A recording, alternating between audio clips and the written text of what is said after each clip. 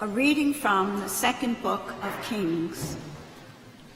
A man came from Baal-Shalisha, bringing to Elijah, the man of God, 20 barley loaves made from the first fruits and fresh grain from the ear. Elijah said, "Give it to the people to eat." But his servant objected, "How can I set this before 100 people?" Elijah insisted, "Give it to the people to eat. For thus says the Lord, they shall eat, and there shall be some left over." And when they had eaten, there was some left over. As the Lord had said, the word of the Lord.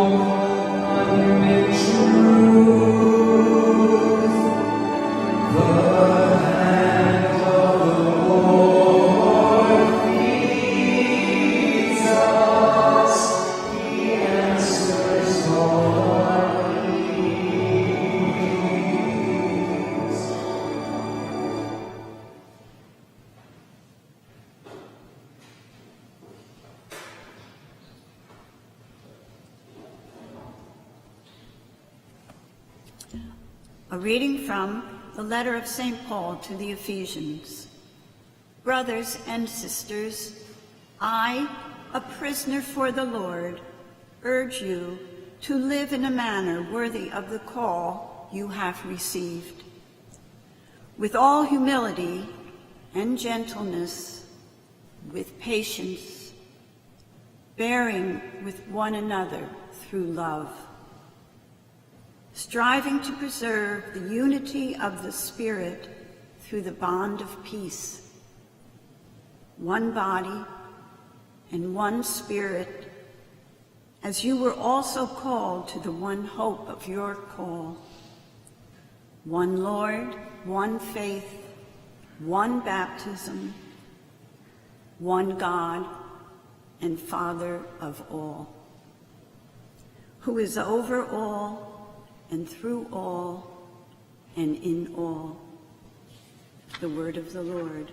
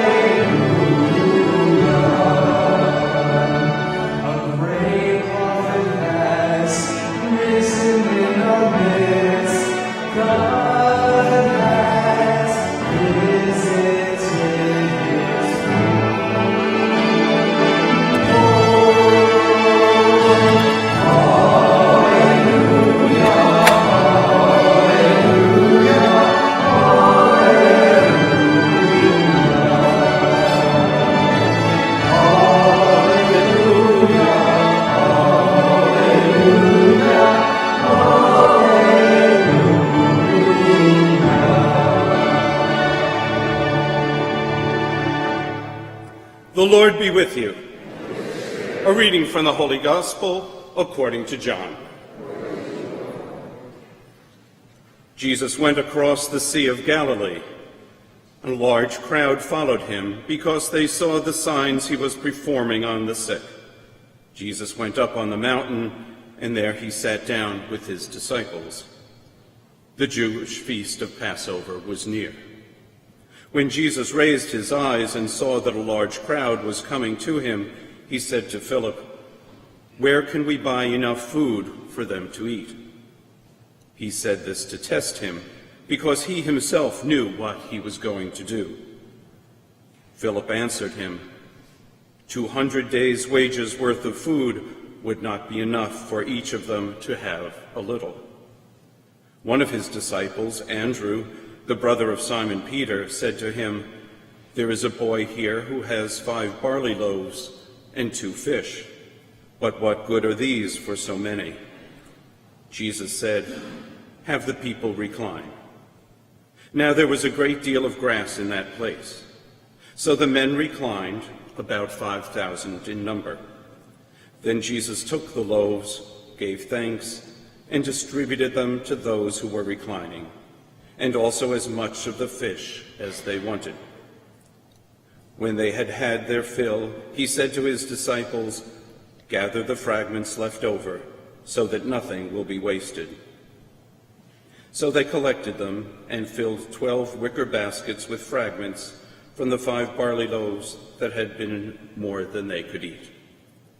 When the people saw the sign he had done, they said, "This is truly the prophet, the one who is come into the world." Since Jesus knew that they were going to come and carry him off to make him king, he withdrew again to the mountain alone. The Gospel of the Lord.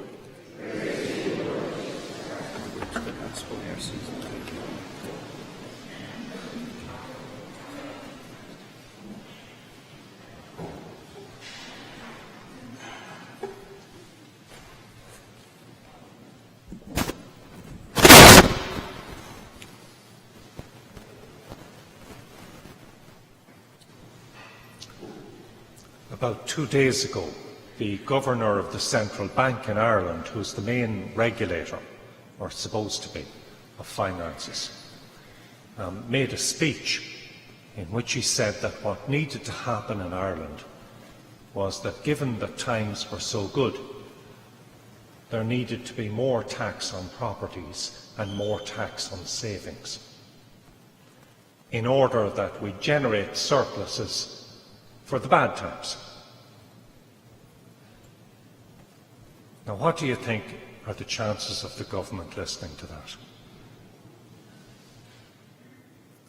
I'm sure it's not the case here, but in Ireland, I'm sure it's not the case here. I often think cynically that the main job of a government when they get elected is to get re-elected.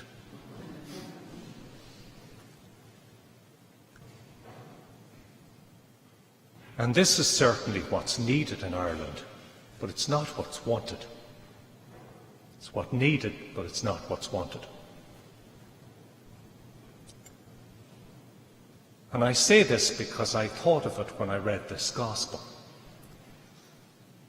Because what, at least my interpretation is, that Jesus seemed to know what was needed rather than what was wanted. What people wanted, which is, I think, what in our heart of hearts a lot of us want, is some kind of leader or parent or Messiah or somebody who we can put into all our hopes and fears, who will sort things out. And they don't exist. They don't exist in government, and they don't exist in the church, they don't exist anywhere. We all have feet of clay.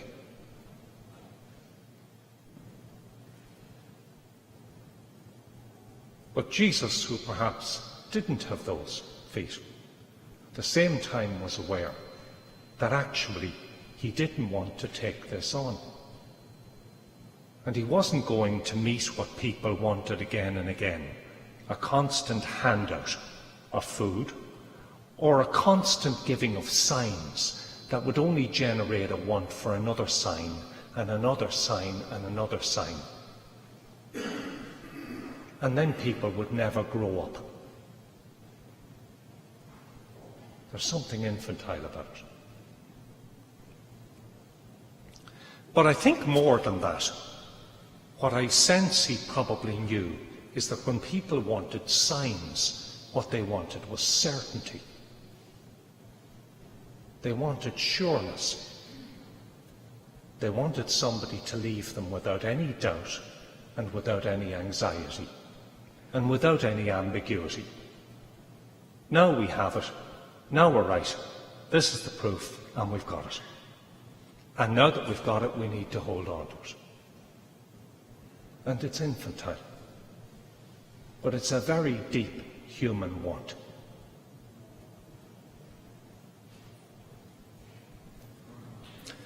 I read something by the writer Virginia Woolf.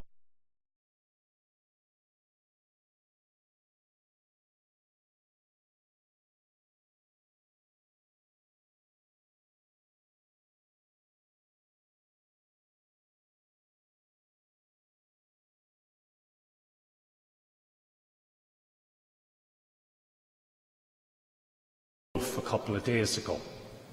It was an essay that she'd written, and I'd just like to read you one line out of it. She could be a bit depressing at times, Virginia could. But she said, "The future is dark, which is the best thing the future can be, I think." And I think what she meant was this, is that the future is uncertain. We can't know it. It's ambiguous. It's unsure.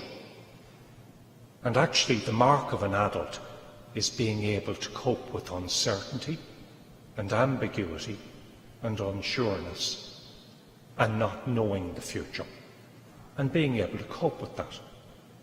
And when you think about it, with all due respect to doctors as well, now I'm going to dismantle the whole profession.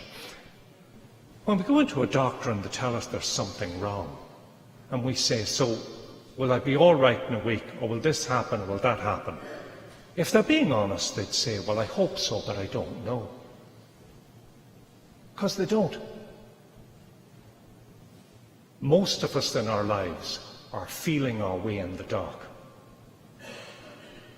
And the task is to keep our eyes open in the dark and to be able to relate to uncertainty and unsureness, and realizing that there isn't anybody out there who has it sorted out and has the answers and is going to give us a clear plan and a direction that will get us through everything.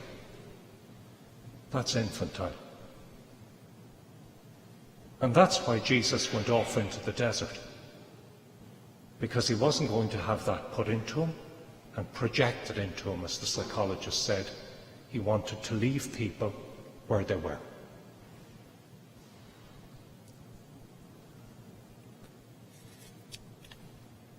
And so this morning, perhaps it might be sometimes a relief to realize that if we're feeling that the future is uncertain, or that we don't know where we're going in our lives, or that things feel less clear or more ambiguous, that maybe we're just realizing that that's the way things are. That's the way they've always been. And that that's the task of an adult, to deal with ambiguity.